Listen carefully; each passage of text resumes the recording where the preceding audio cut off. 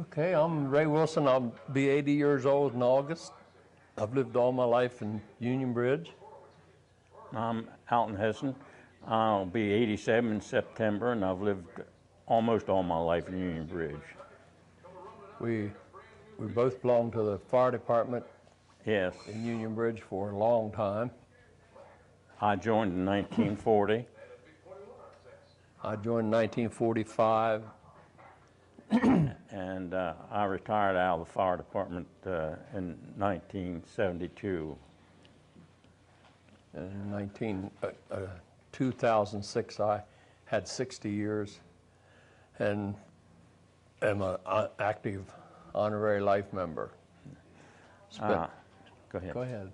I was former postmaster in Union Bridge and worked in the post office for 39 years and retired in 1981 and enjoyed my retirement.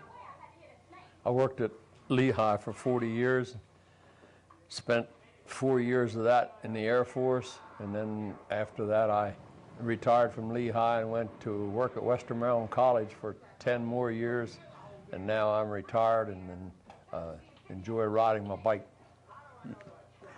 I was in World War II for 3 years. I went in October of 42 and come out in 1945, and that's about all I can say about that. My childhood in Union Bridge was, I remember, as very busy on weekends. Stores were all over the town. Nobody had to leave Union Bridge to buy anything. They had an auction every Friday night, was it Ack, or Saturday? Every Saturday night. Saturday night, and the streets were just packed, and as a kid, we didn't go very far out of town. And as far as the carnivals, we started out as a carnival uptown on the street from the old fire hall to the movie hall. Yeah. Where's the old fire hall? That's at the intersection of Broadway and Benedum Street on the south side. And they used to have what they called a festival then. There was no rides. They had band played music, of course, and they had bingo and had surf suppers or whatever. But that was before the advent of rides at carnivals in Union Bridge. I remember as a kid, we got a quarter to go to the carnival or to the festival, and that got us a Coke and a hot dog and maybe a ride if there was a ride. Yeah. Movies were 15 cents or a quarter, and they were at the old movie hall right beside of what is now Hartzler's Funeral Home. No, the old movie hall was over the fire company. Okay, it was the second floor of the fireman's building, and they started out, when I first started going to the movies, they were silent pictures and no color. It was black and white, and it was 10 cents to get in for a child, you know, and of course the music was played by a pianist who was, if I remember right, Mrs. Stanley Minnick, and she furnished the music throughout the movie. He's went back a little bit further than me. I do remember the old fire hall and the movie at the top, but then it was turned into a meeting for the fire department where they had their meeting, and the Masonic Lodge and the Eastern Star also met there because they had no home at the time. No. Now it's a beautiful, beautiful apartment. We had the honor of going through it a couple years ago, and it is just fabulous. Yes, it is. It's something that I never foresaw that being turned into, and it was just a beautiful place that this, Joe Israelson turned it into, yeah. What kinds of stores were there at that time when you were youngsters? Stores in town were everything, a clothing store, butcher shop, soda fountain, ice cream parlor, 2 appliance stores by Lefty Crimpacker had one, and we had Mars actually had 2 dry goods stores in town, 3 actually with John Miller, and we had 2 butcher shops in town, Rensel's and Martin's. We had produce produce at the Foster end of the Wareheim on Broadway. Engel's store was there. I think that's been there ever since 18. I don't know how long it's been. Where the original pizza is now is a general store. Yeah. And we had a Bucky's Hardware. Bucky's Hardware. You didn't have to go out of town to buy anything. At one time, we had 2 banks in town. One where the present bank is, and one where the drugstore now stands. That was Central Trust Company, and that went belly up in 1929, and of course was never put back in. The old school that you went to was down here on the carnival ground. It's right where the building's we're sitting. Going now. I can remember the building, but I never went to school there. I started at the new Elmer Wolf, which is now gone, in 1930. Let's see, gotta go 34. So it was 2 years after it was built. Yeah, I started in 1932 in the 5th grade. At that time, the old school was torn down, and they had classes all over Union Bridge at that time. Some of the high school was up in the old college building. Some of it was in the old sewing factory on Railroad Street or Forker Street, and that was the elementary. And till we finally got together, and they got us together and put us in Elmer Wolf School in 1932. I think what was unique about Union Bridge in our childhood was the fact that we knew everybody by name, and we knew everybody where they lived, who their parents were. Today, that's just not feasible. I can remember back when Benedum Street was a dirt street and was paved by Thomas Bennett and Hunter, and don't ask me the year but it was in the middle to late 20s. I don't remember the exact year anymore. And I also remember that the Fireman's Carnival at one time was held up where the High store is now on Main Street, where Mr. B.A. Fogel's garage used to stand. And, that's right, we had a couple of automobile dealerships in town, too. Chevrolet dealer. Chevrolet dealer and O's. Three. O's mobile dealer and then there was a Star Durant. B.A. Fogel sold Star Durant automobile. That's going back too far for me. Yeah, that's back a little Can you piece. tell me some of the proprietors of this ice cream store and the others? Do you remember the names of them, like the ice cream parlor? Yeah, the ice cream parlor was Eichelberger's. The soda fountain was Otis Devil Biss. Well, I can go back a little further than that. He can go farther than me. The ice cream parlor was Goodman's. It was down across from Miss Laura Nussbaum's. Okay. In that long building. And Miss of course, Laura Miss Laura Nussbaum had a restaurant. She had a there restaurant across the street. We had 1, 2, 3 saloons. Yeah, And well, sure. One of them had a bowling alley in it and a pool table owned by Mr. Harry Routson. Yeah. Later on by Mr. Hillary Broadwater. Yeah. And kids were not allowed in there. You better not be caught in there, especially when Harry Routson owned it, because you'd get kicked out. And of course, there was a bar attached to it too, and that's one of the reasons the kids weren't allowed in. And then they separated the two. We had a drugstore on the corner by Mr. Stauffer. Yep. And we had a little candy store on Benjamin Street by Mr. Willie Sponsler. Yes. And then we had a newspaper place by that was owned by Mr. Scott W. Wolf. Yeah. And I used to used to go out to the milk station, out the cooling station, Western Maryland Dairy, and we'd sell newspapers out there on Sundays, and take a wheelbarrow load of newspapers out there, and the farmers would come in and buy newspapers, and we sold newspapers out there. What was the college like? Was the college running then? College had moved. No. When I remember, the college moved had to moved. New Windsor. Yeah, had moved to New Windsor. Blue We Ridge. had a Pilot Printing Company too, Yeah. on Broadway, run by. Touch your mic for a minute.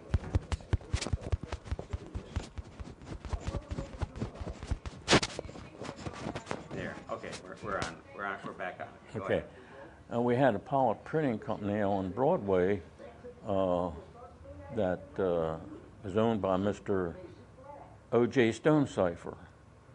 And I can always remember Mr. O.J. Stonecipher and Mr.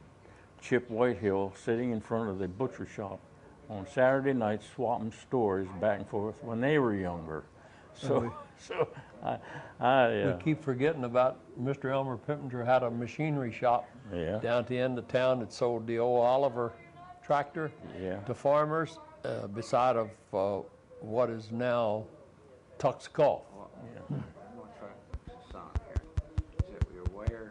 Hold on a minute. Okay. I can also now remember when Western Maryland railroad shops were in full blast down where Maryland Midland is now. And we used to go down to the station, meet the train, and the Hanover papers used to come in on them. We'd pick those up down there. And of course, Lehigh Portland Cement Company was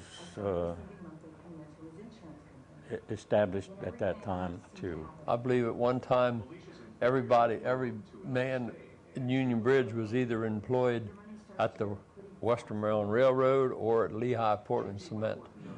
Very few of them worked out of town. That's right. We had, and the women, we had 2 or 3 sewing factories here in town.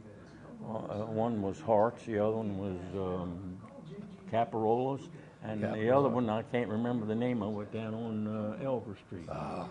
Man lived in Tony Town. Yeah, I don't know. Mr. Roy Mort used to run it. And that fire company at that time, when I really knew the fire company, before I joined, they had an old Packard. It was a homemade fire truck. It didn't have a midship pump or anything like that, and they carried a portable pump on it. And then it had a 1925 Stutz, and that was a factory-made job. And it was only two Stutz fire trucks in the county, one in Manchester and one in Union Bridge. If you looked at yesterday's paper, and Sunday you'd have saw a picture of the 1931 Seagrave that we owned and sold at Bobby Alexander in Westminster now owns. It looks as good as the day it left here. Yeah, that's right. And picture last year. Also owns the 1953 Seagrave that we had, and he takes them to parades, different parades, and one time a day we didn't have much money, so when we bought a length of hose for the fire company, we had an old gentleman by the name of Mr. Bob Lowe that lent us the money to buy it at no interest until we could pay him back. So we replaced a length of hose if it had a hole in it. Yeah. Many $100 he lent us to keep us going. Carried the fire company financially, so to speak. I guess we've about covered. Now, who is Mr. Lowe? Mr. Bob Lowe was a foreman out at Lehigh. He had an arm off and he had a hook on it, and he owned a farm out on Rep Road, and was a member of the fire company. And he had a little money, and we'd run a little short. He'd just up and lend us whatever we wanted to borrow, and then we'd pay him back with no interest whenever we had a function or something and could pay him back. What kind of things did the kids do in Union Bridge? Ride their bicycles, play town chase. Yeah. You play town chase at night or ride your bicycles or... That's about all we had to do. Well, we used to, on Sundays, we used to go out in the country and we'd jump creeks and all that kind of stuff. Swing on monkeys on monkey vines, that's what we were. And we'd go out through the woods and just be close to nature. We were just kids. Yeah, and we stayed out of trouble most of the time. Most of the time. There were, not all the time. No. Would you like to talk about a couple of times the kind of trouble what kind of trouble would kids get in now? I mean, then. Well, I think the biggest trouble I got in was not doing what I was told at the house. I was supposed to set duck pins up at the bowling alley, and Mom had went away, and instead of going to the bowling alley to set up pins, I went fishing.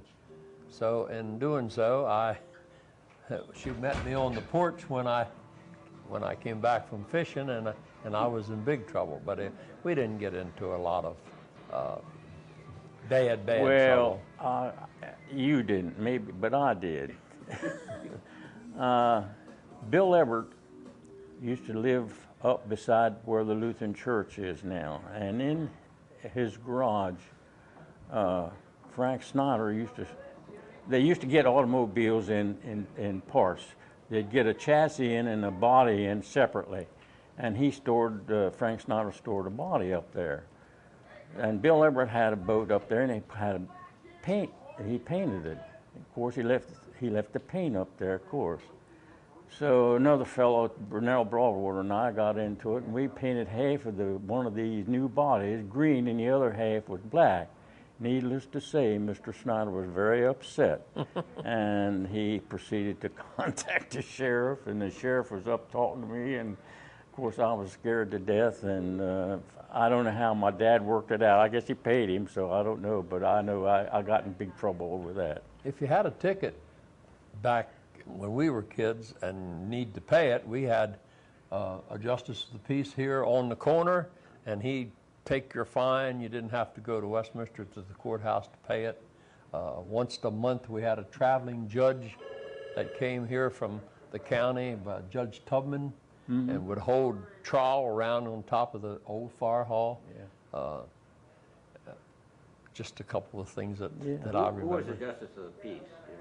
Mr. Murray Boone Justice of the peace. was the justice of the peace. He could marry you. He could take your fine if you had a parking ticket, if you got a speeding ticket, or you got in trouble and was arrested. He could take your fine and you were clear. Well, yeah, they put you in jail, which was Yeah, in we the had a old jail. fire hall. We had a jail, one cell jail out there. And in later years, I say in 1948, I'm not sure if that's the right year, we purchased an ambulance, and they had to take the jail cell out in order to make a room to store the ambulance in the fireman's building. 1947. It's 1947. Yeah, Hartzler's Funeral Home gave us. Yeah, that's right. Gave us our first ambulance, and we had to make room for it. Yeah. What was Hartzler's Funeral Home before it was a funeral home? Was it always? Brethren Church. Well, right? the first Hartzler's Funeral Home was up on the corner of Main Street and Locust Street. But where it's at now was a Brethren Church. Yeah, where it is now is a Brethren Church. Before they built the new Brethren Church at the end of town. Yeah. On that corner, which corner is it? On Locust and. Right up here at the corner. Right up there Main. on the northeast corner. Okay. It would be the greenhouse, I guess it's still painted green. I don't know. And you had I was at. You have had tell me about the constables, the police who did the finding, the local. Oh, it was Mr. Israel Reinhardt. Sure. On a hollow. Yeah, he was an individual that lived here in town, and he drove a fairly new car. 1936 Ford. Yeah, and he just took care of the town and wrote tickets for speeding or parking or whatever, and I personally never had any problem with him. He chased us on Halloween night, and we ran him through a spike-tooth harrow and tore the bottom out of his car. We would get two gangs, and we'd send one of them to the one end of town to make a lot of noise to draw him there, and then we'd set an outhouse on the middle of the square, and when he came back, it was sitting there, and things like that.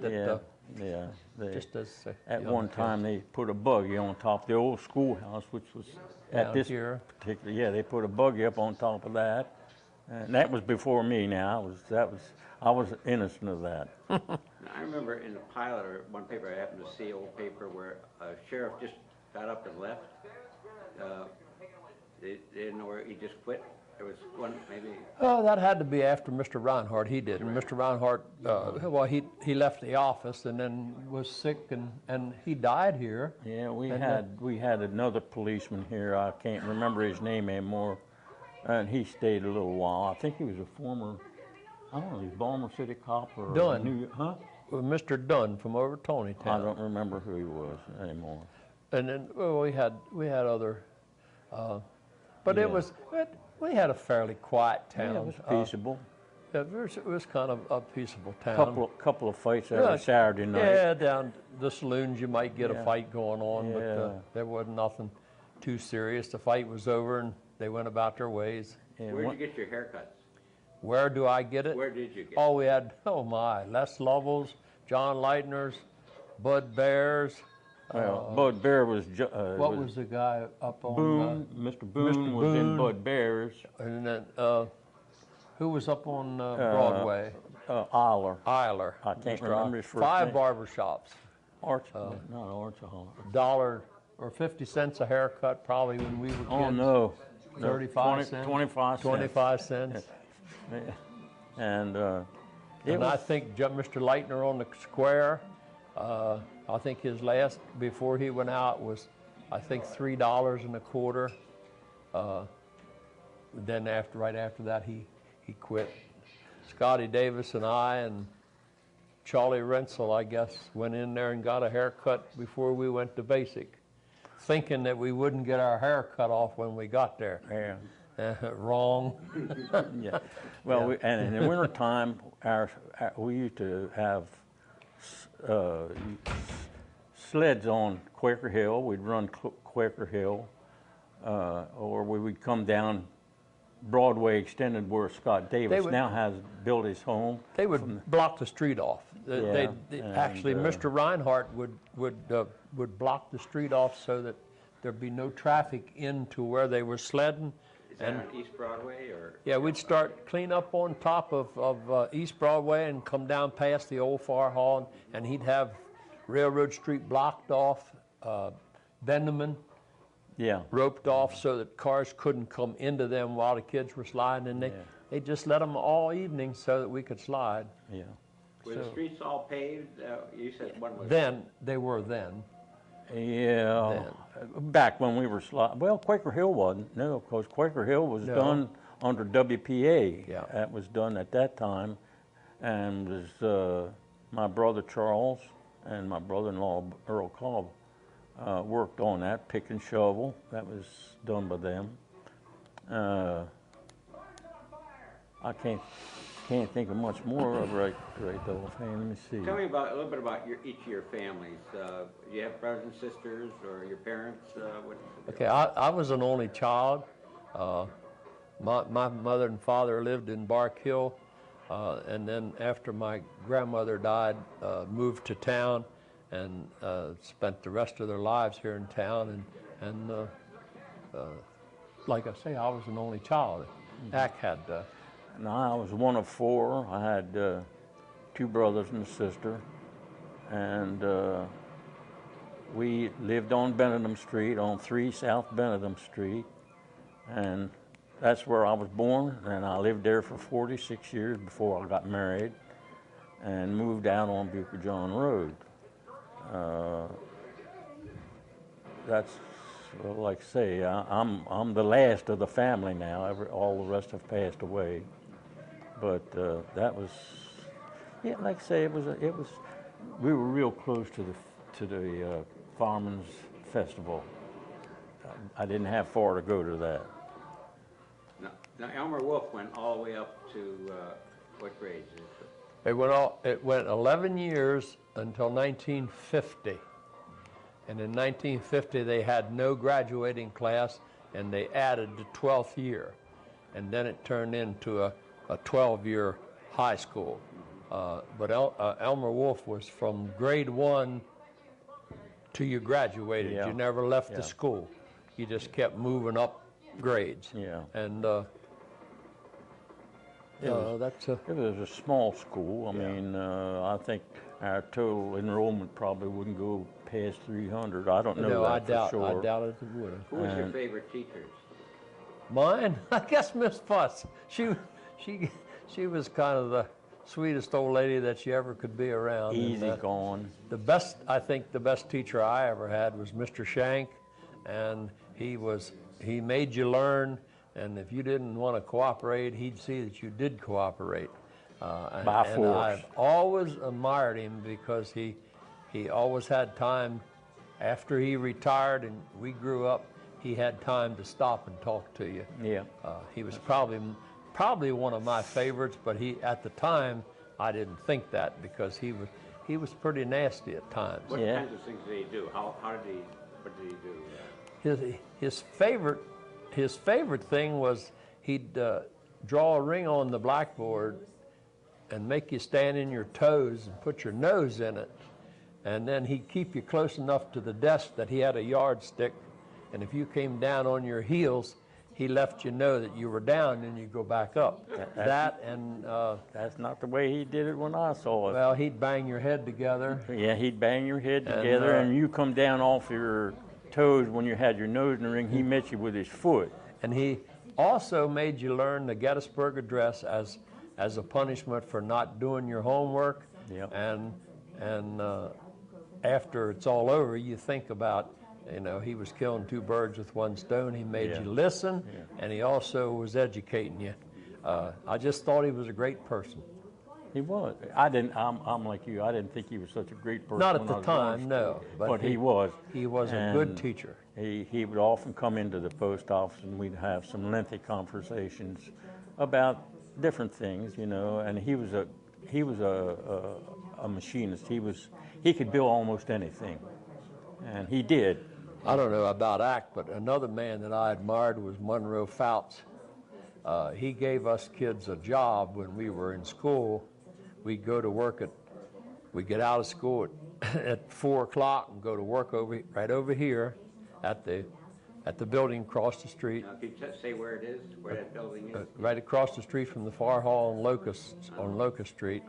He made boxes for the government, rocket boxes, and we'd go to work at 4 o'clock, and we could work no later than 8:30. We had to go home then and get our homework done. We worked for 50 cents an hour, nailing those boxes together. And he gave a lot of kids work here in town. What year was that? 1944, 43, 44, 45. And he lived right over top. And what he would do, he'd get his workers in the daytime to cut all these box parts and have them laying on the counters. And when we came in, we nailed them together, and he was getting production in the daytime by having them cut, and we were getting a little bit of spending money, and he wouldn't have had done that, but he did. What other kind of industry was in town? Is there any other industry? Oh, we told you about all the factories in Lehigh and Western Maryland Railroad. Yeah. Did they have a turntable? Yes, they did. Can you talk a little bit about He can tell you more about it than I Well, can. in other words, what was it, yesterday? In yesterday's Sunday paper, Yes, it they had a was. picture of a Picture of steam it. engine sitting on a turntable. It was That had hand powered, and they had a pretty good force down here, and they had some real craftsmen down there because the private cars of the officials of the railroad, they would send down here to have refurbished, and they had the craftsmen here that could do the kind of work that they wanted. and this is the only place they would send them. And then, of course, later on they moved the shops to Hagerstown and closed this one up. Now, it was a passenger train too. Didn't they have a passenger train? Yeah. Yeah. Rode it many a time. Where'd you go? Well, go to Baltimore, or had to go to Westminster. Go to Westminster. That was before I had an automobile, you know, and we'd go to, you know. What did leave here, like 8 in the morning? Well, you had 3 or 4 that would leave. I Then don't come remember back in the evening, so you had a way down, a way home. You had what they had called a can train, which was an early train that would back out to the Western Maryland dairy station down here on, and they would load cans of milk on, and then they'd come down, and that was about, I don't know, somewhere in the neighborhood of 6 o'clock in the morning, and it would go east into Baltimore. And then they had the westbounds, and they had a lot of traffic on Western Maryland. When did you have your first car? My first car? Yeah, your first. Oh boy, let me see. While he's thinking, I can tell you, I got my first car in 1945. I was a junior in high school. It was a 1931 4-door Essex. Mom and Dad bought it for me. I think they had to pay $500 or $600 for it. I wished I had it today. My first car was bought in 1939, and I bought it. No help from the parents or anything, because we didn't have any money. That was during the Depression. And I paid $100 for it, and it was the 1935 Chevrolet Standard, and a 2-door. And then after that, I bought an Oldsmobile, and after that, I went in the Army.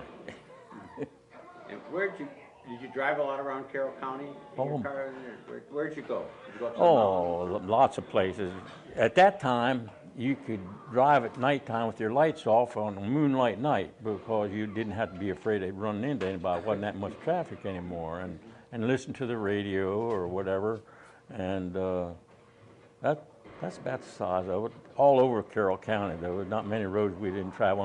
A lot of them were dirt. A lot of them were dirt roads. At that time, was Union Bridge pretty much an industrial center compared to like Mount Airy or Torrington? At one time of day, They were Lehigh progressive. was probably the best and the biggest employer in the county. Yeah.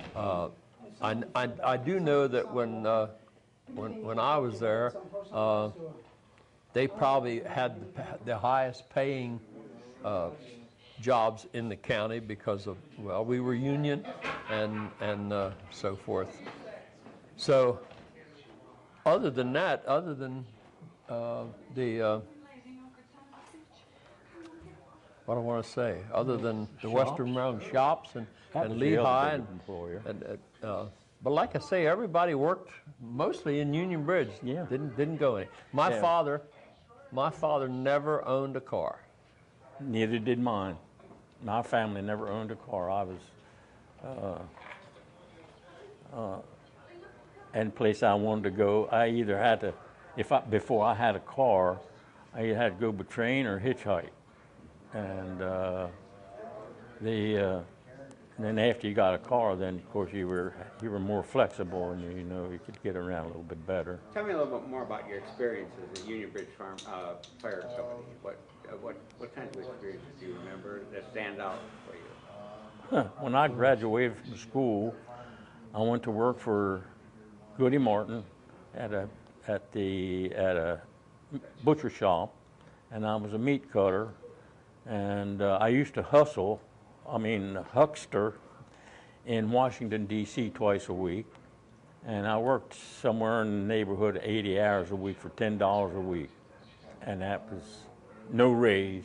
I worked there for 2 years, and then I went to Glen L. Martin till I went into the service. Let's see, fire company. Well, we didn't have a lot of excitement in our time. We didn't run like they run today. If we had, what would you say, 20 calls, No, I'd say 40. maybe 40 calls. That was a lot. Yeah. I can 40 remember calls a year. A year. A year. I have to think about. We probably went to Gypsy Hill every year. Yeah. At least once or twice, and that's way down across 26 on the other side of 26, which would now be probably Winfield's area. But there wasn't any other fire companies but Westminster and Tonytown Mount Airy. and Mount Airy. Yeah. What is Gypsy Hill? What was It was just a little burg. It's on Route 27. And chimney fires and yeah.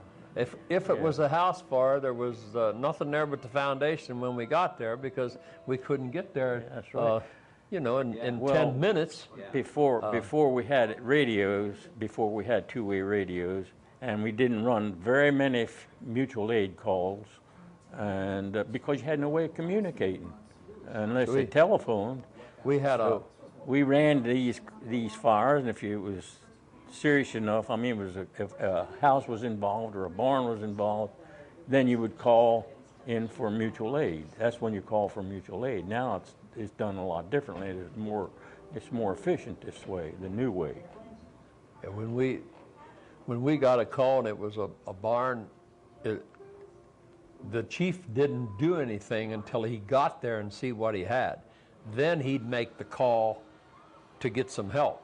Nowadays, when it comes in as a barn fire, how many might you have going? 2 or 3 companies at a time. If you don't need them, fine. You turn them around, send them home, which is good.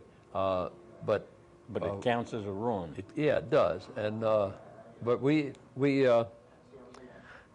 I don't want to say we just didn't have as many calls, so therefore we didn't have all the training that they have to go through today. No, that's right. We went to probably the same fire class year after year after year, the same thing being taught us. Didn't have to go, but it was something to do. I guess we took that basic fire course.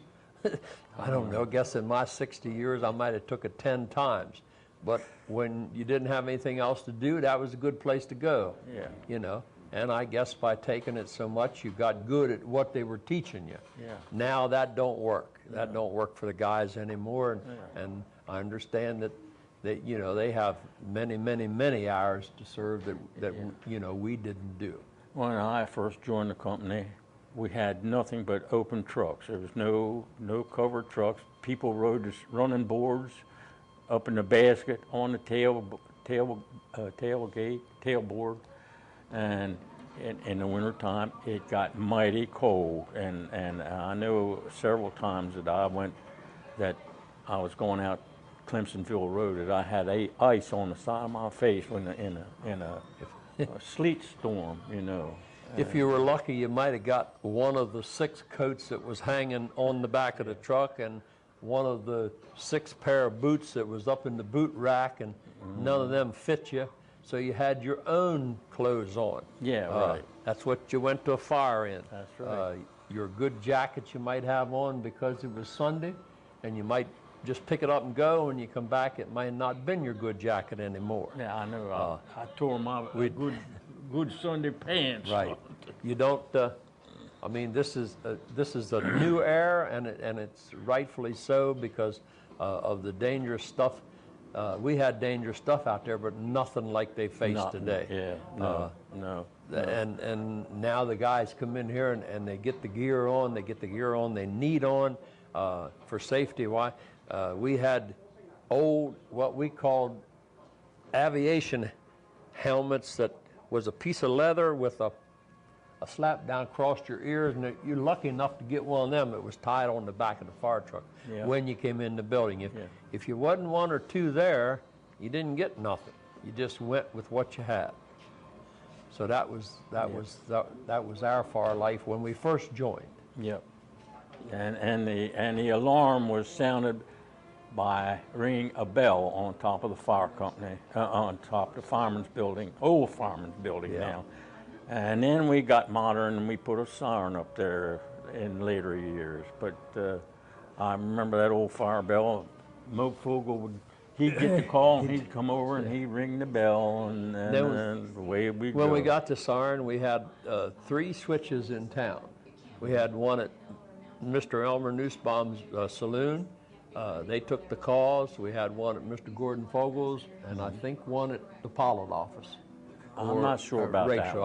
I'm not sure about that. Yeah, I believe you're And right. they could all blow it, and then the first person in the building that unlocked the door and came in would pick up the phone, and then they'd tell them, you got a house fire, such and such a place. And by that time, the truck was loading up, and if you were sometimes unlucky, you didn't get on the truck because it was full and going till you got the phone hung up, and there you stood. You were the first one there and didn't even make the truck.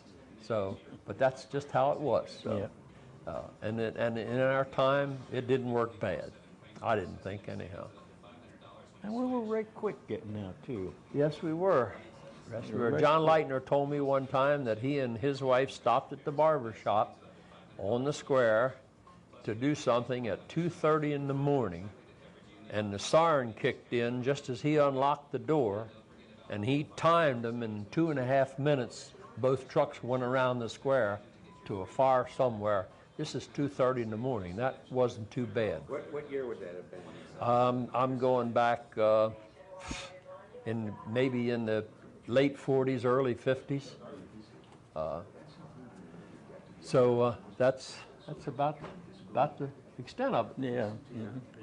What did you miss most? What do you miss most from the old days back then?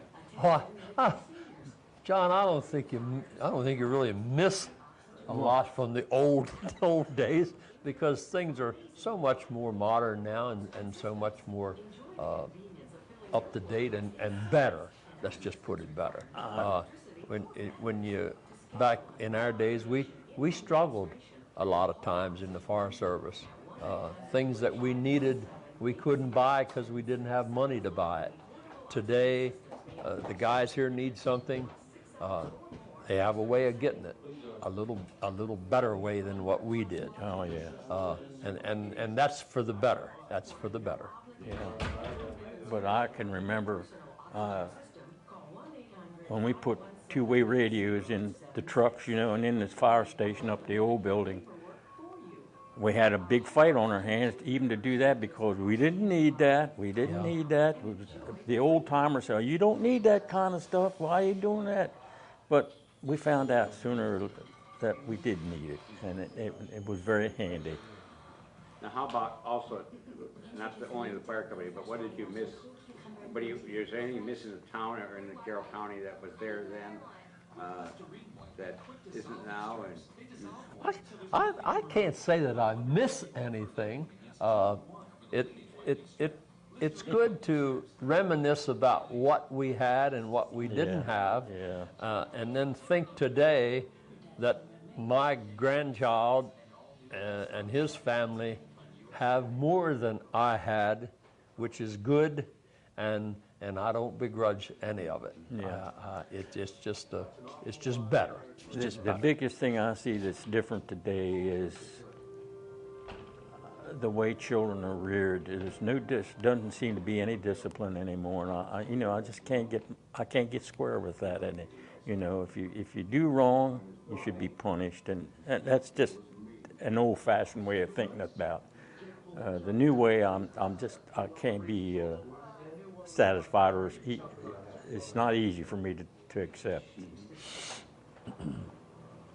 Let me ask you this: we have a little bit of time left yet. Did you have any? How many relatives did you have living in town? Did you all live in town then? I mean, after you got out of, had to be adults, or did they move somewhere else in Carroll County? Well, I had one daughter, and she lives in Westminster, works at Random House. She had one child. My grandchild lives in Tonytown. He's married. I have 2 great-grandchildren, having fun with them. And I live now out by Francis Scott Key School on Bark Hill Road. Built the house in 1964 and have been there ever since. I lost my wife 15 years ago, and I live there by myself and doing really well. I married late in life, so I don't have any children. In fact, I have no family here anymore. They're all gone. I married when I was 46 years old, and I moved out on Bucher John Road and bought a home out on Bucher John Road, and I lived there for 13, 15 years, something like that. And I moved to South Carolina, and then I moved back 15, 16 years ago, and I live in New Windsor now, and have lived there ever since. I lost my wife 6 months ago, and it's pretty lonesome. The unique part about it, John, is back when we were kids, we knew everybody, we knew where they lived, we knew their names, and now I don't think it would take both of my hands to count the people that I can name in Union Bridge. They're just not there anymore. So you went in the store, you knew people, or everywhere? Yeah, they're just gone. They've either deceased or moved away. There are still some, but there's not many. And so I just enjoy. Well, I've got almost like a brother in town, and he's sitting right over here, Scotty. We do a lot of riding together on our bikes, and I really enjoy it. Really enjoy it. When I worked at the post office, like I say, I worked there for 39 years. I knew just about everybody, and that includes the farmers in our area. We extended our routes clean over back of Liberty and over to Uniontown, and I knew just about everybody on our route and that was patrons of our post office. And now I know very, very few people anymore. Very few. How did the post office change over those years? Did it change much? How to do what? The post office, how did it change over the years? Oh, well, I'm going to tell you this. Back when I was working in the post office, the last S on it stood for service. I don't know what you're getting now because it's I don't know. It's just not run the way I like to see things run. Well, you're there to do service to the people, and now I don't know how they do it. It's remote from what I was brought up and the way I was taught in the post office. But we did as much as we could for people and did favors for people and went out of our way a lot of times to do things to be of service to people, and I don't think you get that now. Where was it? Was it always there? Or? No, the old post office was up. Well, it's a vacant lot. No, it isn't. It's where it's across from Buttersburg Inn. Well, it used to be across from Buttersburg Inn, and it was there. I don't know how long it was there. That wasn't the original post office. That was someplace else in town. And then we moved over to this location in 1962. Can you tell me a little bit about how about the hardware store? Did you spend any time there, or? Well, we didn't spend a lot of time in there. Now, it wasn't always owned by Mr. Bucky owned it. He was the first owner that I remember, and then Mr. Weinbrenner came in 1952, I guess, and was there until he passed away, and Miss Weinbrenner sold. I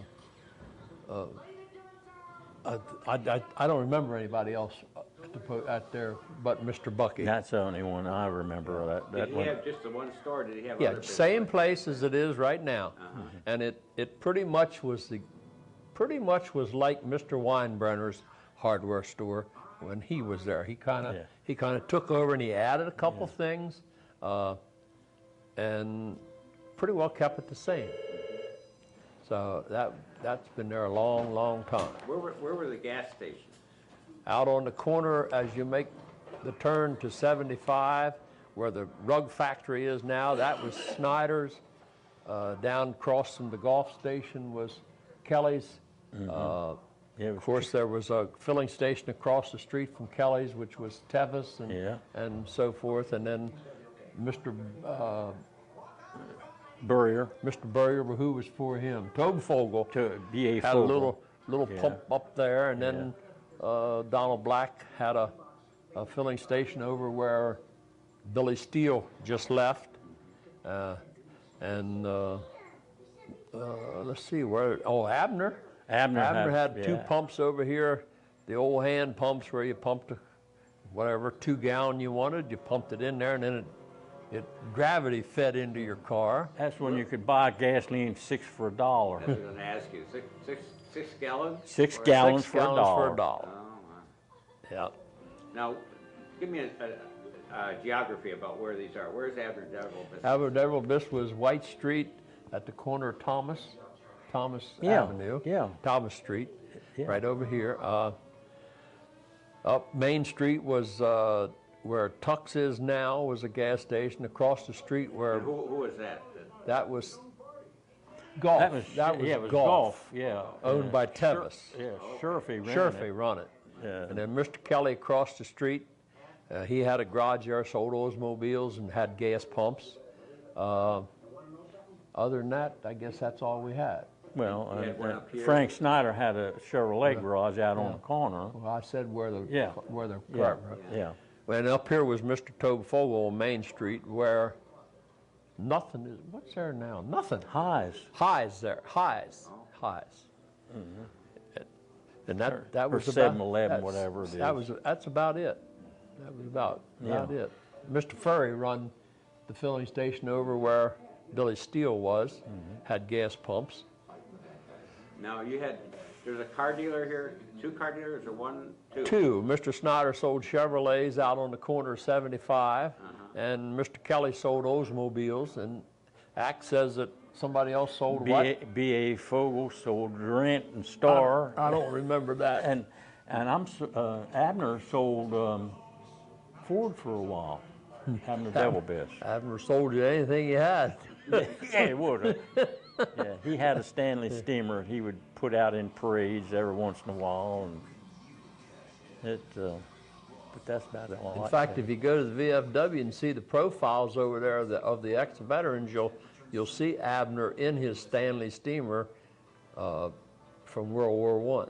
Tell me a little bit about VFW. When was that building? Oh, God. Well, we started out in the alley back of the bank in a garage in 19... No. Well, He started in a little building behind the garage. well, somewhere back there Yeah. anyhow. I want to say 40, 45 or 46. 46, I would say. They was chartered in 46 and stayed there until, and I can't remember when they built this over here. don't either. I want to say in the 50s, Yeah. like 52 maybe, 53. Mr. Monroe Wilson donated the land over here where the building sits, and the guys built the post and chartered it. It had 53 charter members, and today there's only 5 left out of the 53. Who are they? They are Bud Yingling, George Gernan, Harold Selby, Aubrey Grable, and Barney Shin.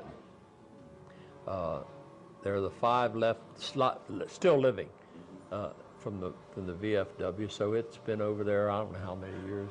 I tell you something else I remember I forgot to mention. I remember the Pennsylvania Railroad used to come in here.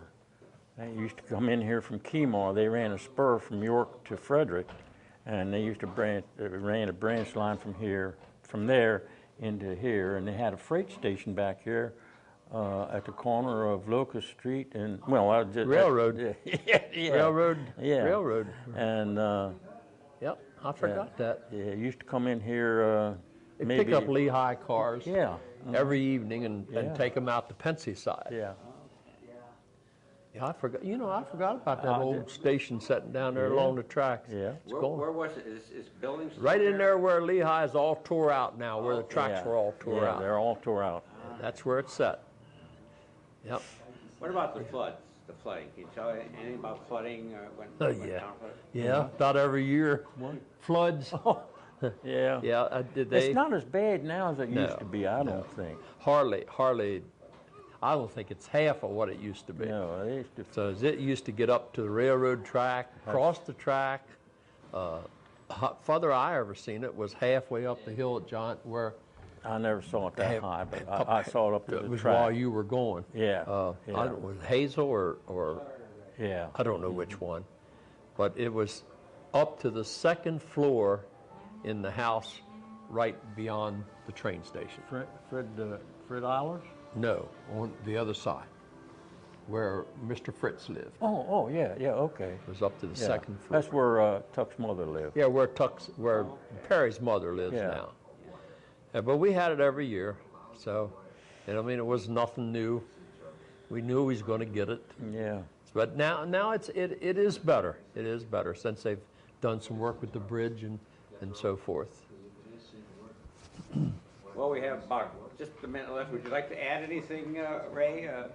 I can't think of anything we didn't sit here and talk about, People are really. going to be hearing this 50 years from now. So. Well, I won't be. I'll Yeah. put it to you like that. I won't be. But I certainly. 20 years, I will not be responsible for what's said here today. Yeah, it's a lot of memories in the old town. Oh, yeah, lots of times. And if you just sit down and think a little bit, you know, we'll walk away from here thinking of something that we could have said that we didn't say. I can remember something now. It just came to my mind. Here we go. Back when I was, maybe 9, 10 years old, we used to have gangs in town, you know. We didn't do anything malicious or anything like didn't harm anybody, but we used to raid each other's headquarters and stuff like that. It was just a little rivalry, you know, we had, but it didn't amount to anything. I'll tell you what we played a lot of, and I forgot, was Buck Rogers. We had Buck Roger guns. We was going out in space, and you know, we're out in space, aren't we? Oh, yeah. So as a kid, we played and made out. Not even thinking about going to space. Yeah. And now we're sitting here watching them out in space. We all had a Buck Rogers gun and so forth when I did anyhow. Oh, I didn't. I had 6-gun, man. Six-gun shooter. Yeah. And how about you, Ak? Do you have anything to add to anything else? I can't think of anything else. On a lot of times on Sundays, on a rainy day, I know we used to go out. We used to go in somebody's barn and jump into the hay and all that kind of stuff.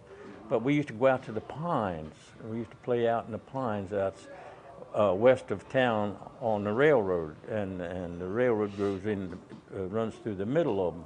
And we used to go out there and play up in the pines and one side against another, you know, and other than that, I can't think too much more that I want to talk about. Well, Ray Wilson and Hesson, I just want to thank you for this, for Carroll County Remembers, and we're going to make a DVD for both of you as well, so you'll have that as, for memory. And thank you again. This is John Budiak signing off on, what day is it? June 2nd. June 2nd, 2008. At what time is it? 11 o'clock. 11:05. And thank you again, gentlemen. You're welcome.